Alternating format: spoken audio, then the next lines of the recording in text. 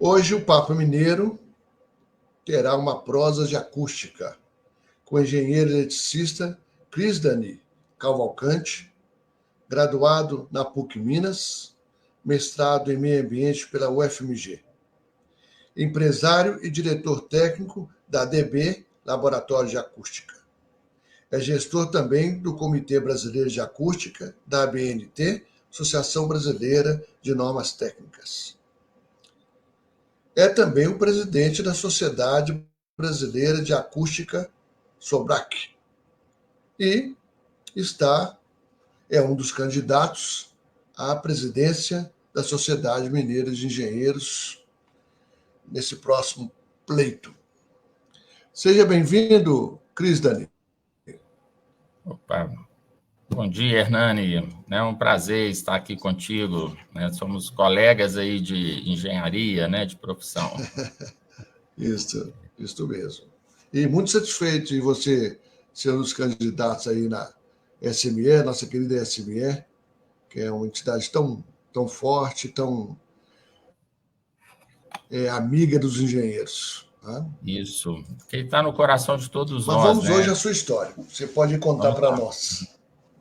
Opa, Bom, eu sou mineiro de Ipatinga, Nasci em Ipatinga, no Hospital Márcio Cunha, acho que como quase todos os ipatinguenses da minha geração, E por lá fiquei até os 18 anos, preparando aí para essa fase da vida adulta, Então, foi uma época muito gostosa, muito prazerosa, de convivência com pessoas lindas, maravilhosas, muitas amizades, da família, e muitos amigos de colégio, de cidade, Eu morava no bairro dos Professores, em Coronel Fabriciano, meu pai foi professor da universidade, então era uma diversidade, assim, um prazer imenso, Sempre uma lembrança com muita saudade, dessa primeira etapa de vida,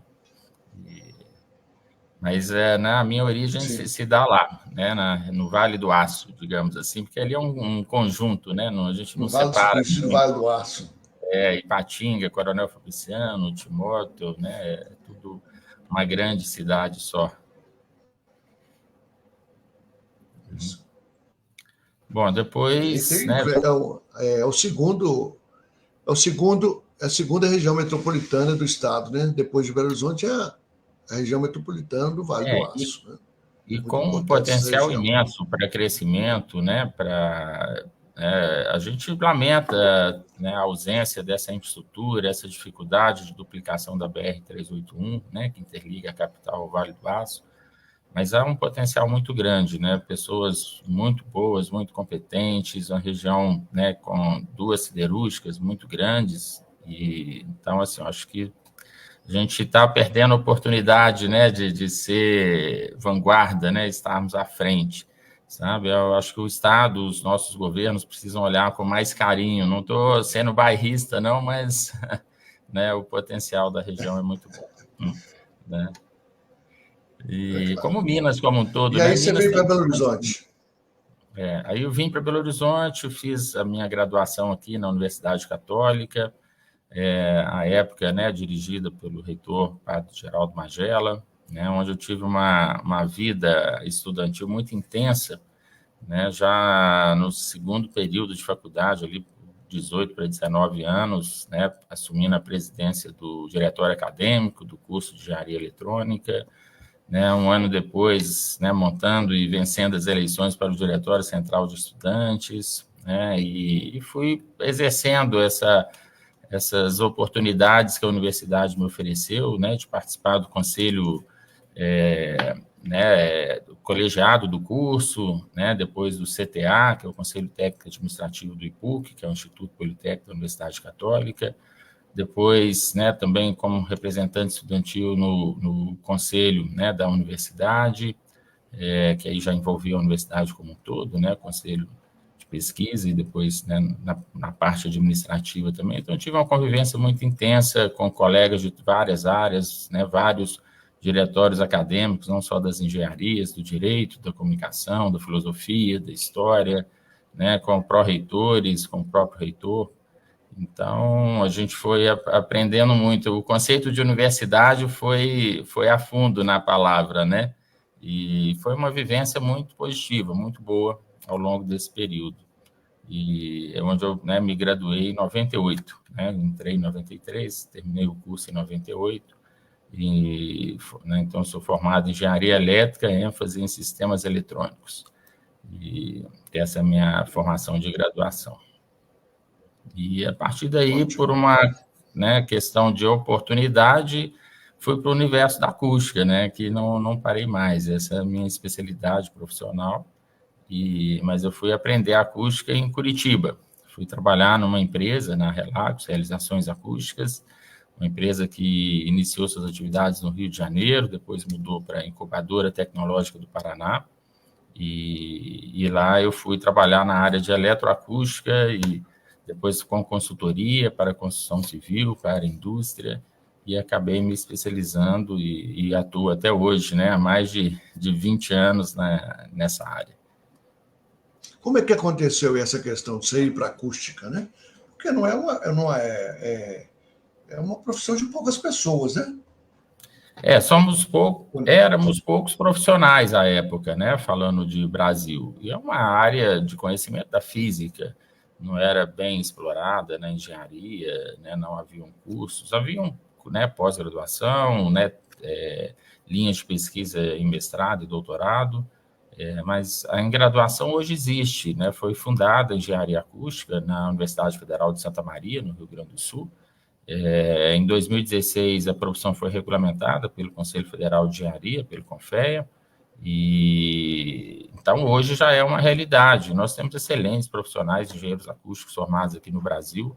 Infelizmente, ou felizmente, a maioria deles, não a maioria, mas eu acho que quase próximo ali da metade, dos 50%, pelos últimos números, estão atuando no exterior. Tá? Então, a gente tem perdido esses talentos aí para outros países ou temos exportado os talentos, depende da forma de olhar, né? Mas é importante a gente pensar o nosso desenvolvimento, o nosso país, como uma oportunidade não só de formar bons profissionais para o mundo, mas de tê-los atuando aqui no Brasil, trazendo desenvolvimento, né, econômico, social para a nossa nação.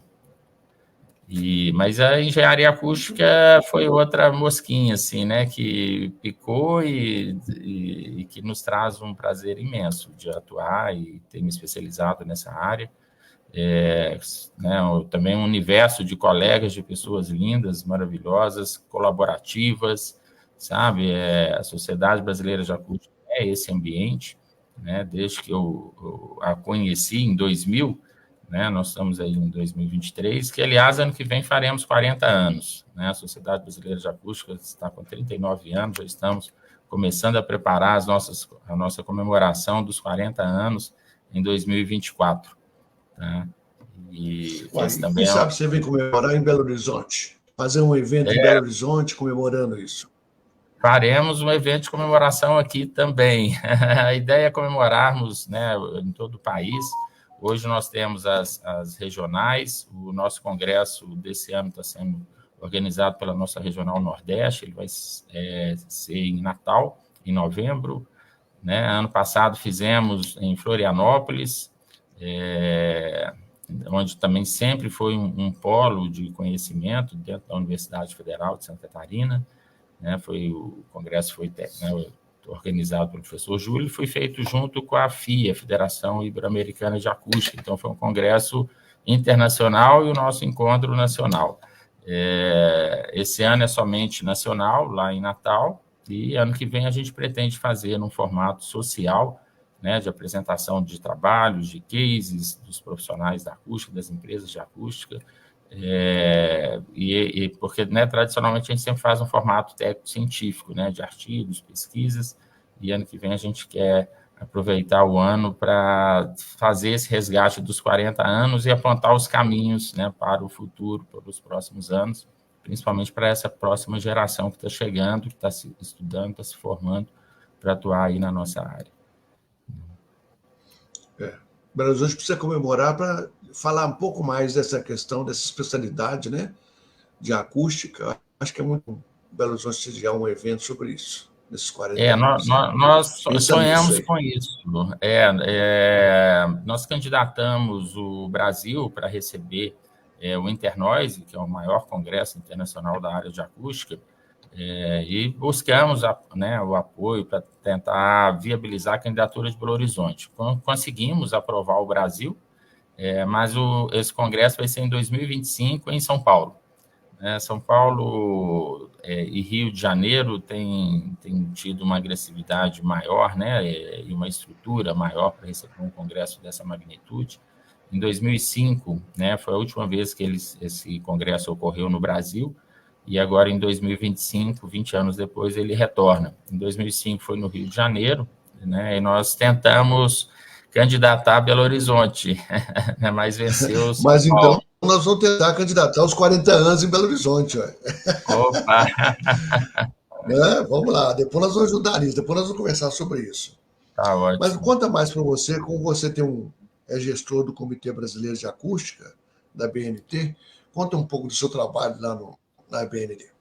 Então vamos na história aí um pouquinho, né? Lá atrás, eu, né, abri a empresa em 2002, né, no nosso laboratório de acústica, em 2002, e em 2003 associamos a empresa à BNT, né, por a gente estar atuando numa área que dependia de normalização, entendemos que era estratégico, importante participarmos do processo de normalização nacional. E desde então comecei a participar das reuniões, dos encontros, conviver com os colegas da área. E nesse processo, em 2012, eu tive o convite para suceder o professor Baren, da USP, né, e a professora Estela Mares, da Unicamp. Eles tinham sido os coordenadores da comissão de acústica com os quais eu convivi e aprendi. E então, em 2012, eu assumi a coordenação da Comissão de Estudos de Desempenho Acústico de Edificações. Nessa comissão, tinham duas normas, né, que eram dois grandes desafios. Uma que afeta toda a indústria da construção civil, que é a NBR 10152, onde a gente orienta, né, a avaliação e projeto de ambientes construídos. Então, ali a gente especifica as características, né, de níveis sonoros que devam ser alvo do projetos e para também avaliar esses ambientes, seja um dormitório, uma sala de estar, né, uma sala, um centro cirúrgico de um hospital, um ambiente coletivo de trabalho de uma indústria, de uma empresa. Né? Então, há uma diversidade de ambientes que precisam estar acusticamente adequados, e isso tem uma correlação com o nosso metabolismo, com o nosso corpo físico. Né? Dependendo dos níveis sonoros, das características da energia sonora ali presente no ambiente, o nosso metabolismo sofre alterações. Então, aquela plaquinha de silêncio em biblioteca, né, em salas de estudos, é justamente para que a nossa adrenalina, o nosso cortisol estejam, né, em níveis que nos permitam concentrar. Se o ambiente vai ficando mais ruidoso, adrenalina, o cortisol, né, os nossos hormônios ali, eles vão sofrendo alterações e a gente entra num estágio, né, de mais excitação, mais agitação, e com isso a gente perde a capacidade de concentração. Então, eu até costumo brincar com os clientes quando a gente vai desenvolver projetos, né, e eu sempre dou o exemplo. Uma cabine de controle de uma indústria, a gente precisa estar ali no meio do caminho. Ela não pode nem ser muito silenciosa, pois senão ela pode levar um controlador, né, que está ali monitorando as condições da planta industrial ao sono. Se ela for muito silenciosa, ele acaba tendo sono, principalmente depois do almoço, né? E também não pode ser muito ruidosa, senão, né, ele tende a ficar agitado, a levantar, a não estar concentrado, né, durante o trabalho. Tá? Então, você tem que ter um ponto de equilíbrio, né, de acordo com a atividade. Né? Ao passo que, por exemplo, se a gente falar de espaços hospitalares, a gente precisa ter ambientes, né, apartamentos, centros cirúrgicos, UTIs, né, ambientes silenciosos, para que esse metabolismo nosso, né, não esteja alterado, o cortisol, a adrenalina estejam adequadas à nossa recuperação física naquele momento em que, né, como paciente, a gente se encontra dentro de um hospital. Então, né, a gente tinha uma norma com uma envergadura e uma importância grande, né? E maior ainda era a NBR 10151, que é uma norma prevista pela resolução CONAMA, do IBAMA, e que afeta 100% dos licenciamentos ambientais no país. Então, todo o parque industrial brasileiro, né, de siderúrgicas, mineradoras, indústrias, né, de qualquer gênero, de qualquer atividade, indústrias da construção civil pesada, bares, restaurantes, né, a gestão das cidades, a maior parte dos grandes municípios tem, em média, 70% das queixas ambientais, das denúncias ligadas à poluição sonora, né, reclamações de barulho de bares, de restaurantes, de festas, igrejas, às vezes, né? Então, é uma norma que tem uma envergadura muito grande em termos de abrangência da sua aplicação, né, devido a esse impacto aí da área ambiental. E aí foi uma experiência maravilhosa, né? A gente começou a expandir a participação, a convidar esses atores e trazermos representantes de prefeituras, de órgãos de Estado, como da CETESB, lá de São Paulo, trazermos, né, representantes de órgãos públicos como o IBAMA, de universidades, né? Trouxemos representantes das federações das indústrias de São Paulo, do Rio de Janeiro, do Paraná, a própria CNI também indicou representantes, outras, né, associações e sindicatos de setores industriais. Então, saímos ali de um corpo ali de 20 especialistas para mais de 200 especialistas, para a gente conseguir desenvolver, né, e construir essas normas.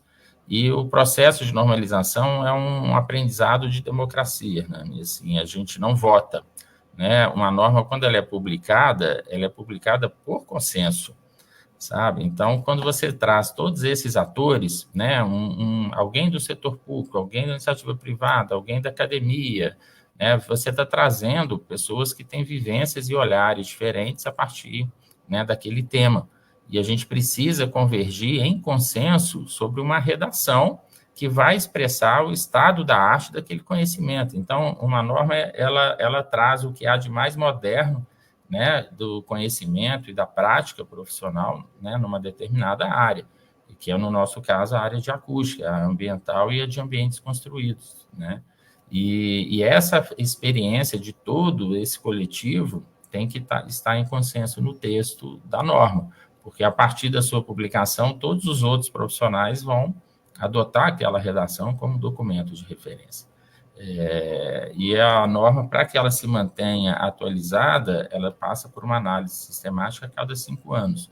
Então, a gente tem metas, indicadores para que a norma esteja sempre atualizada. Então, a partir dessa vivência de coordenar esse trabalho, né, a gente acabou tendo uma atuação, né, em todo o país e de contribuição para vários setores, e esse reconhecimento acabou vindo também no convite para hoje estar presidindo a Sociedade Brasileira de Acústica, né? Ano que vem é o nosso último ano de mandato, né? E um ano de festa para a nossa sociedade na comemoração dos seus 40 anos, né? Das suas 4 décadas.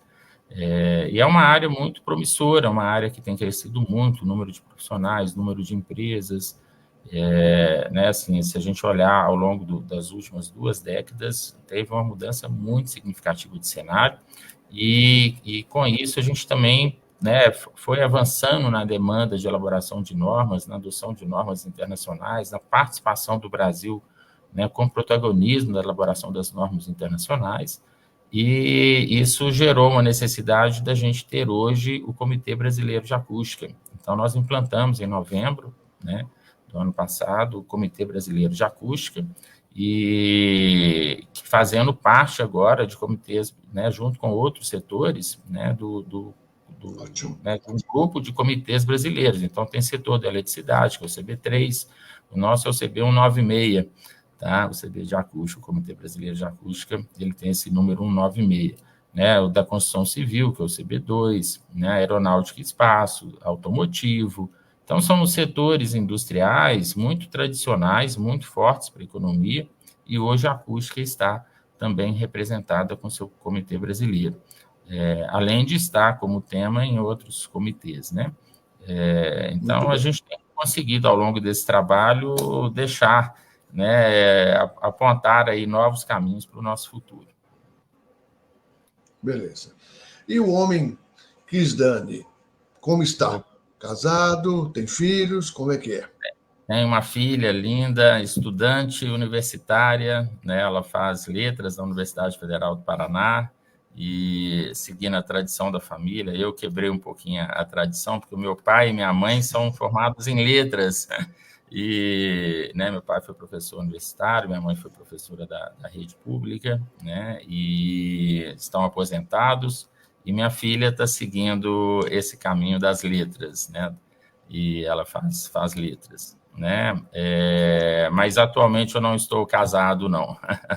Tá? Atualmente eu estou Não, mas solteiro. isso não importa. É, Mas isso é interessante porque você está cuidando de acústica e dando uma visão que muita gente com essa entrevista vai começar a atentar para a questão da acústica.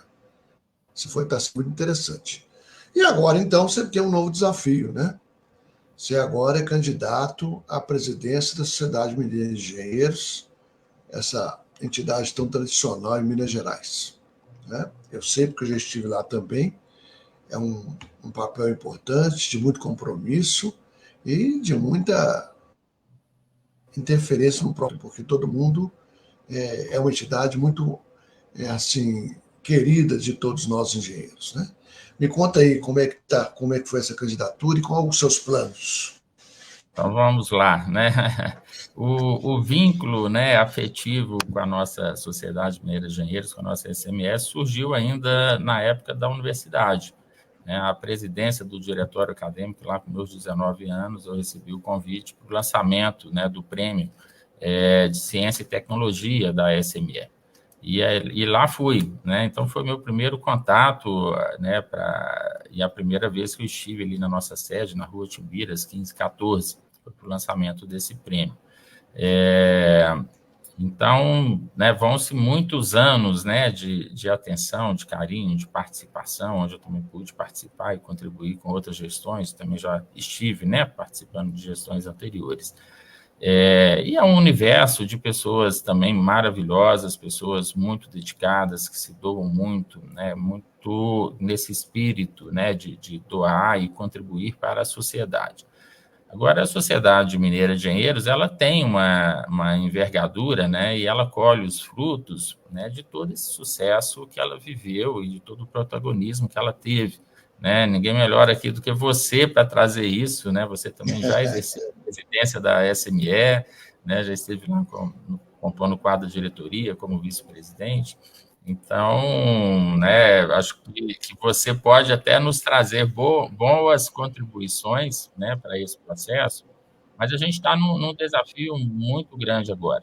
Né? A engenharia, como um todo, ela tem vivido uma desvalorização da sociedade. Né, agora, nessa construção, né, do programa para o processo eleitoral, na construção da chapa, a gente vai, né, tendo informações, tendo números, as escolas de engenharia estão vivendo um momento de uma retração muito forte. E isso é um indicador de reflexo da desvalorização da engenharia na perspectiva do futuro dos jovens. A gente pegar as escolas tradicionais, igual o IPUC, onde eu estudei, está se reduzindo apenas a 4 cursos de engenharia, porque não tem candidato mais às vagas.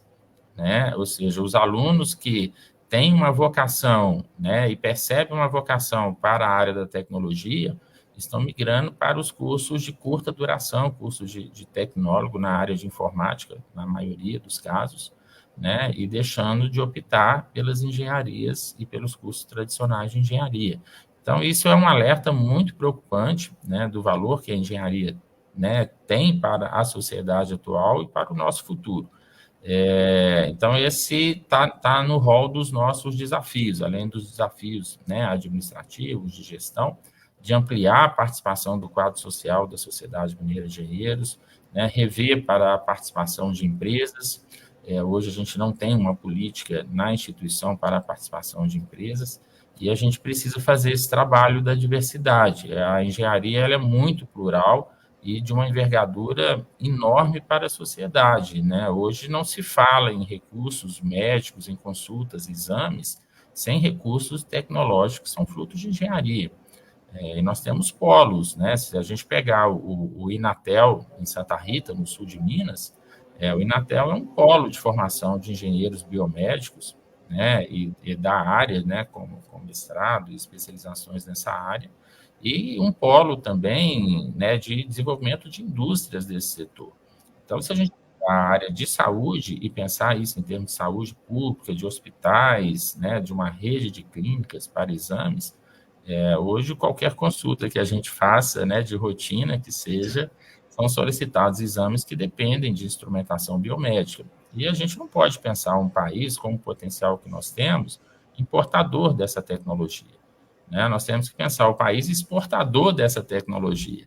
Então, esse é um exemplo da importância da engenharia e de como que a gente precisa estar institucionalmente articulado com o poder público, né, com a iniciativa privada, com os planos de desenvolvimento econômico do país.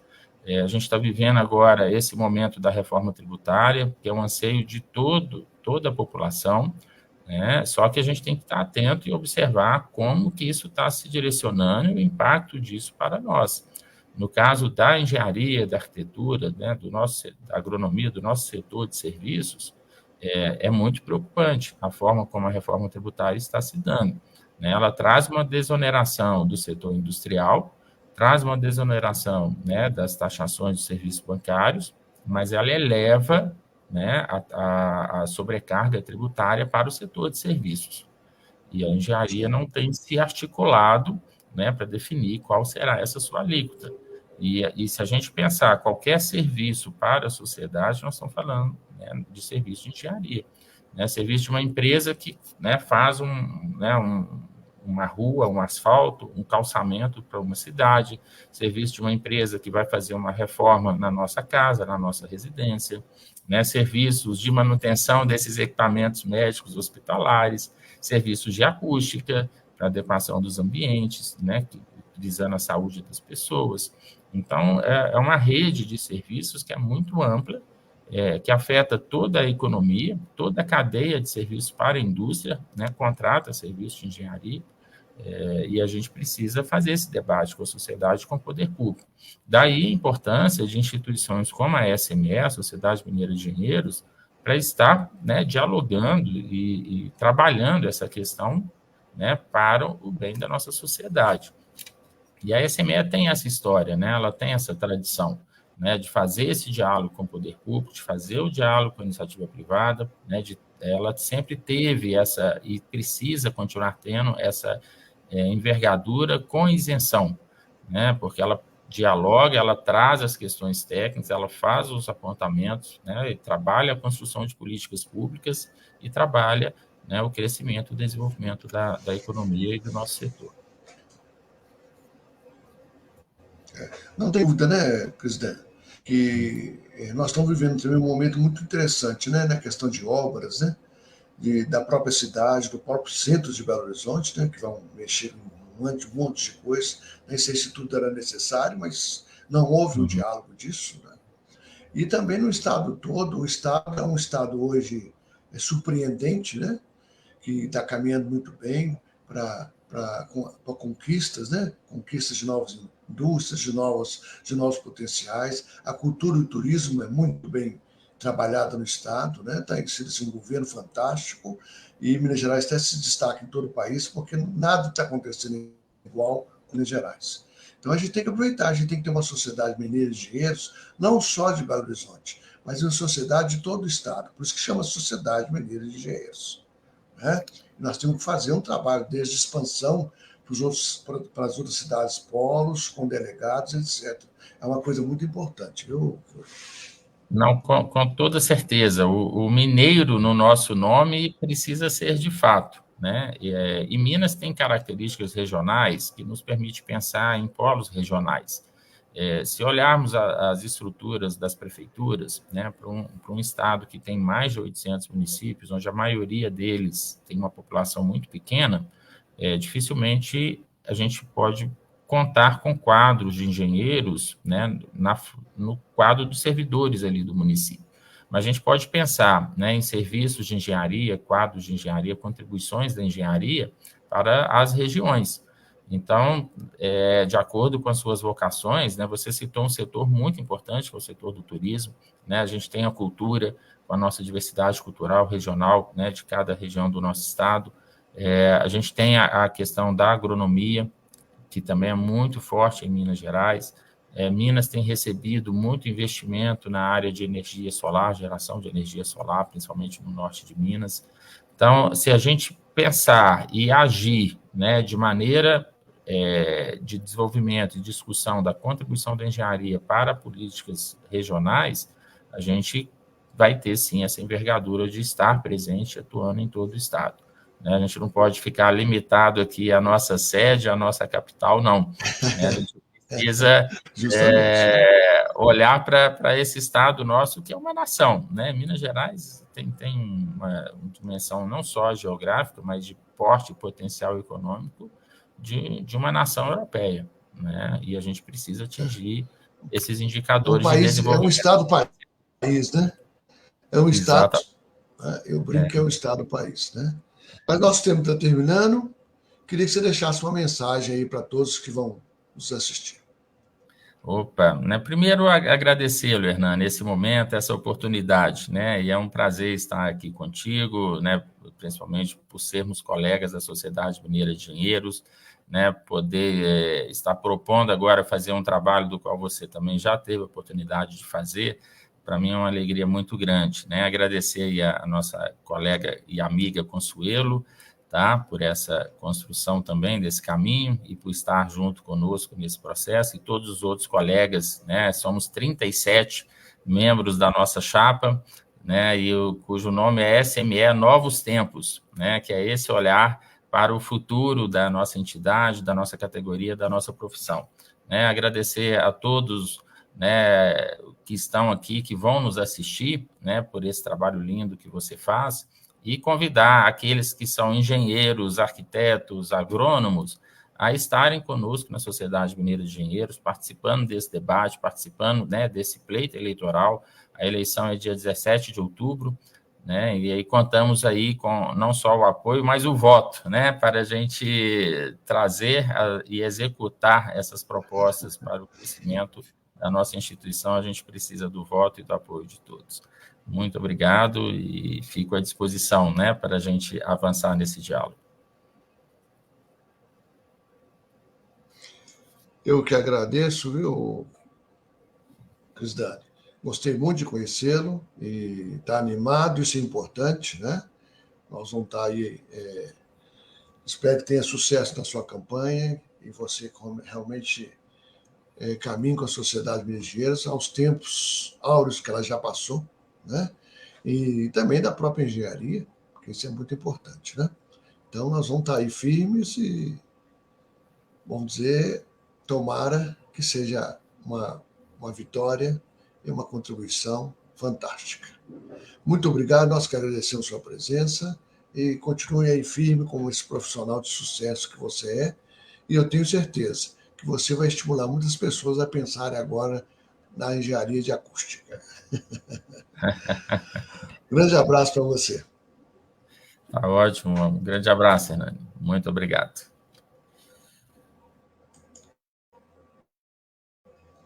Candidato à presidência da Sociedade Mineira de Engenheiros, mas um empresário já há 21 anos e também lá gestor do Comitê Brasileiro de Acústica da BNT, que é muito importante, e também presidente da Sociedade Brasileira de Acústica, a SOBRAC. Até o próximo Papo Mineiro. Forte abraço.